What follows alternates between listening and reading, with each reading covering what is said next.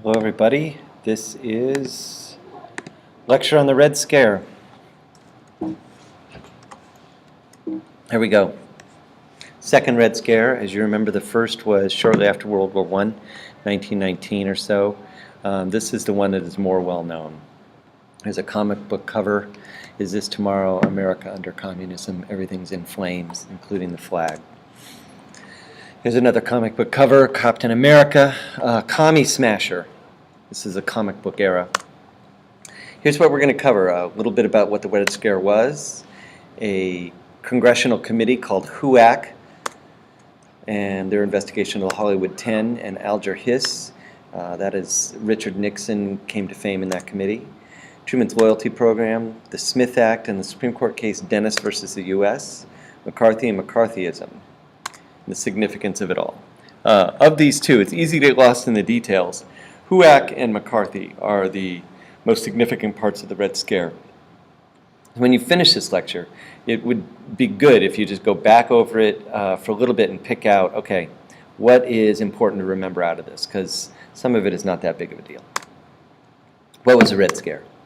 It takes place roughly over about 7 years, from 1946-47 to about 54.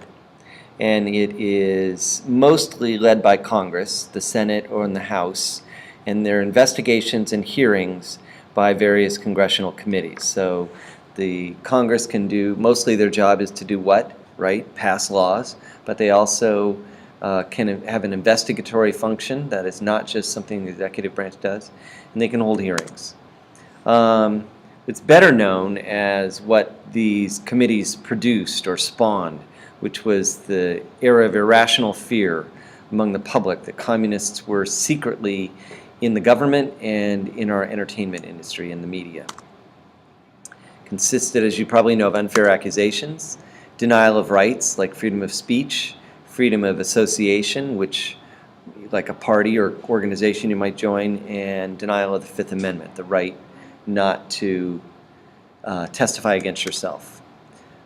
People lost their careers and got blacklisted, primarily from Hollywood, or they lost their jobs in government because of these unfair accusations. A little bit of vocab. Let's see if you can figure out why I've got Ferris Bueller there. Demagogue. By the way, I'll just stop and say this is, in some ways, the most important slide on the lecture, because I go through 4 words that, if you understand these and know how to use them beyond just the Red Scare, it just makes you more powerful. You can understand what's going on in the world. So pay good attention to this page. A demagogue, I've used that word before in class, but I'm going to give it to you a definition now, and I'd like you to kind of be familiar with it when we talk about it. It's a political leader who appeals to popular desires and prejudices rather than rational argument. So we have a clear example in our current politics of somebody who's been called a demagogue. We can talk about that in class. Subversion. This is a great word. The Latin root for it is, I believe you might pronounce it subvertere, to turn from below. And that means to weaken or undermine something, kind of in a sneaky way. You can undermine the government, you can subvert the government, you can subvert the law, or you can subvert authority. And of course, in the most excellent movie, Ferris Bueller's Day Off, Ferris subverts Vice Principal Rooney and the authority of the high school by taking a day off and not getting in trouble for it. So that's a classic example of subversion. You might think about who among you is good at subversion, and sometimes it's actually a good thing, especially if the authority is questionable. Civil liberties.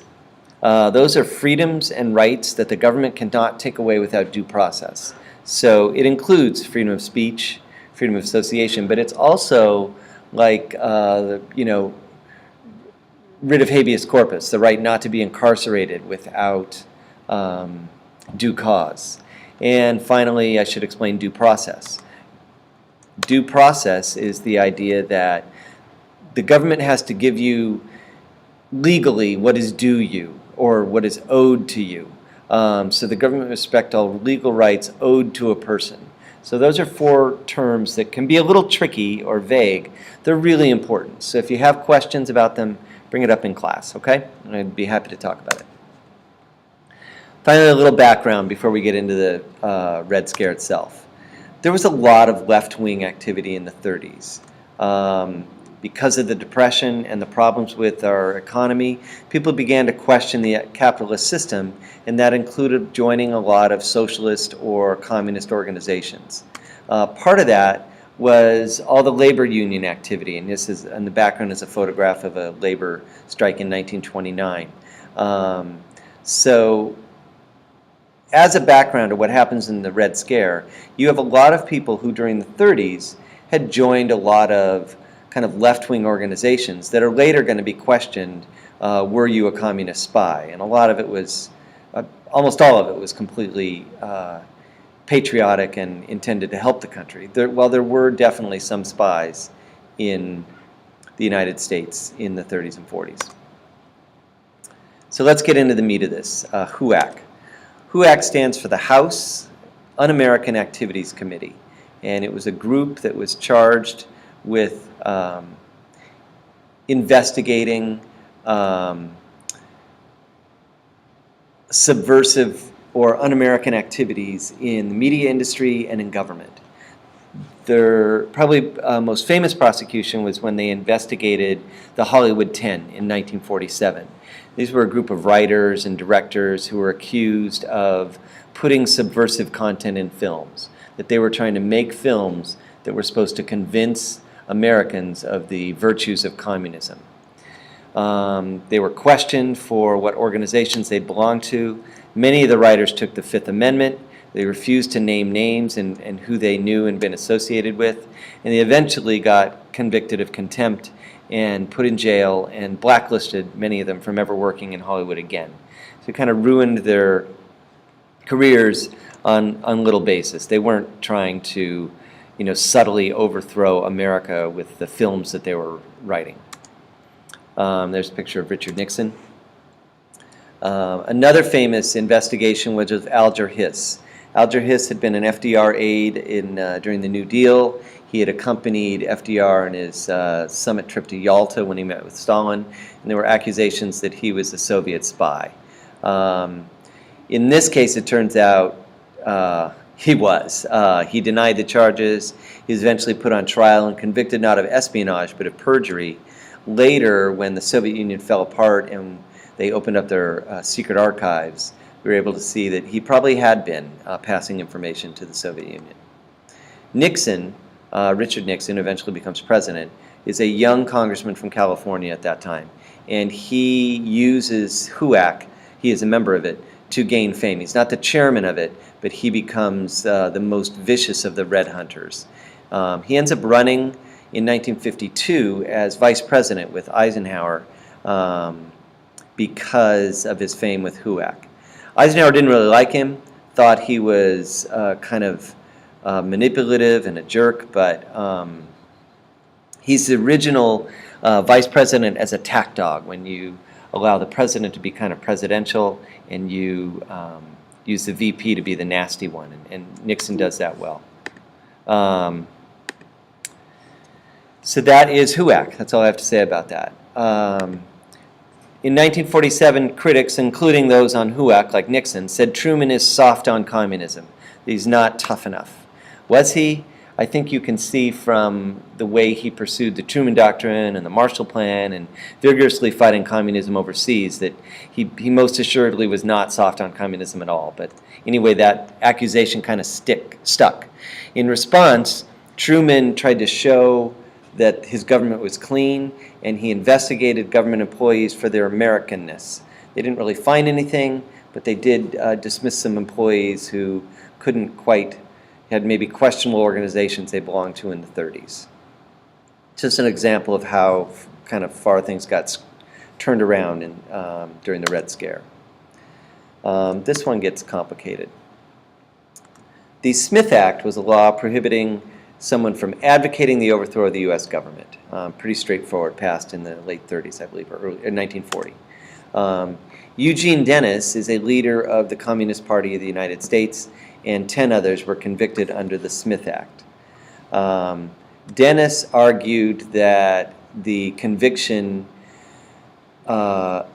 denied him his freedom of speech and freedom of association, that he could belong to an organization that discussed ideas, but they never actually planned to overthrow the government. But yes, the Communist Party did argue that there needed to be a revolution in the abstract, kind of in the way that maybe Bernie Sanders argues that there needs to be a revolution, except when they said revolution, they really wanted one. The Supreme Court eventually ruled on this case, and in Dennis versus the U.S., the Supreme Court ruled that freedom of speech could be restricted from advocating government overthrow. Nowadays, or when the Red Scare passes, that idea that you could be convicted just for kind of your ideas, they decided was going too far. So now merely advocating getting rid of our current form of government is protected speech. You can say that. You can, be a vigilante on the right who wants to get rid of the government, or on the left, and that's allowed. What's not allowed is the threat of imminent lawless action. So if you're actually on the verge of taking action, that isn't allowed. So that's Dennis versus the U.S. Fairly complicated or complex, but just a basic idea of, can the government outlaw you from, discussing certain ideas with other people? And now we come to the final one, Joseph McCarthy. There he is at a televised hearing that I'll get to on the next slide. Senator from Wisconsin. He shoots to fame in 1950 with a speech in Wheeling, West Virginia. He says, "I hold in my hand a list of 205 communists in the State Department." I think I have a picture of that. Not there. There's Ferris again, good stuff. There he is right there. That's Joe McCarthy, and he's got that whole piece of paper in his hand saying he's got the list of 205 communists currently in the State Department, known to be communist. That's all bogus. He didn't have a list. He didn't know anything. At other times, he said it was 57, 81, 10. He never actually produced any kind of proof that he knew of any communists in the State Department, which is just shocking. But for the next 4 years, he held tremendous power.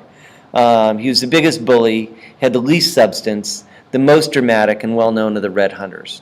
HUAC at least actually caught some people. Like, they got Alger Hiss.